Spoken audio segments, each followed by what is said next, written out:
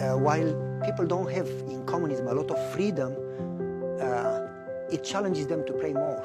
I was in the army and I was in a special unit. The soldiers in that unit were supposed to be trained in any type of weapons to go where the army could not go. They came to me and they said, we learned that you are an Adventist. We are going to teach you to give up your God. We are going to put you in, we are going to make your life miserable. And the guy said, I'm going to give you so much work. Well, he gave me more work, and I did it all. And so I did some work that they gave me, but then he called me on a Sabbath. And he said, I want you to dig a hole. I know it's your Sabbath, and I want to teach you that Sabbath has no value. I said, I cannot dig a hole, it's Sabbath. You ask me this, whatever day, I would do it. And I said, if it's an emergency, if your life is in danger, I would do it on Sabbath, but there is no emergency. I'm not going to dig a hole. And he called all soldiers from our unit. He said, when you disregard me, it's 2 years prison. But if you disregard me in front of the others, then it's 14 years prison. Dig a hole. I said, I'm sorry, I cannot do it. If it was an emergency, I would do it, but this is no emergency. You just want me to give up God. And he said, I'm going to show you that no God in the universe can defend you from me. And he left and he called all the officers of the whole garrison. And they had an emergency meeting and he proposed 14 years prison in the toughest prison of the country. In that time, I went to the warehouse. I was responsible for the warehouse. I locked myself inside. And I was tempted to pray, Lord, please save my freedom and my life.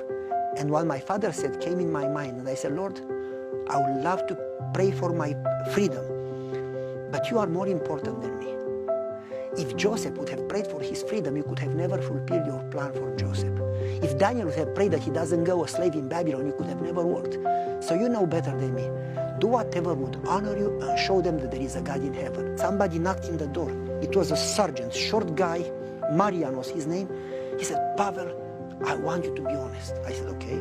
Do you know General so-and-so? And he said the name. He was the general of the 4th Army of Romania. Romania had 4 armies, and each army had a general. Once in a while, once a year, he doesn't announce. It would be a remote visit. Nobody knows. To surprise us, see if we are ready for war, if everything is ready. He showed up during the meeting. And he said, I came without announcing, and I inspected the unit.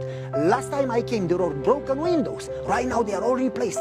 You told me you don't have a budget, you don't have the money. Who replaced the window? And they said, well, Pavel did. He knows how to cut glass. And he replaced all the windows labor-free. Amen. And he said, wonderful. And the driveway was broken. Who fixed the driveway? You have no money.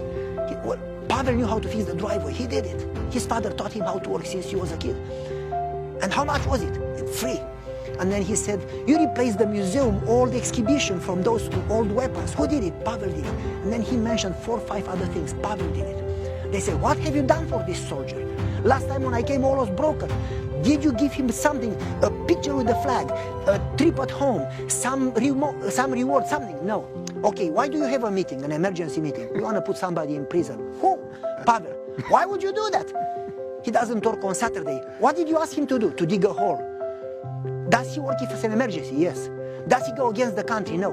Then why do you go against him? Well, he doesn't work on Saturday. He's an Adventist. This guy, if he's ready to die for his God, he'll be ready to die for the country. Leave him alone. You touch him again, you lose your job, you lose your freedom. You touch him, you touch me. Leave him alone. And then the sergeant said to me, I'm going to do whatever you want for you. You can go to church every Saturday. Just call him and tell him that I am taking care of you. After the sergeant left, the lieutenant came and said, we apologize for giving you a hard time. We are going to take good care of you. Just call the general. I said, I don't know him. Who do you know? I said, somebody bigger. You know the president? I said, no, somebody bigger. Who do you know? I said, I know God. They said, are you kidding us? I said, no.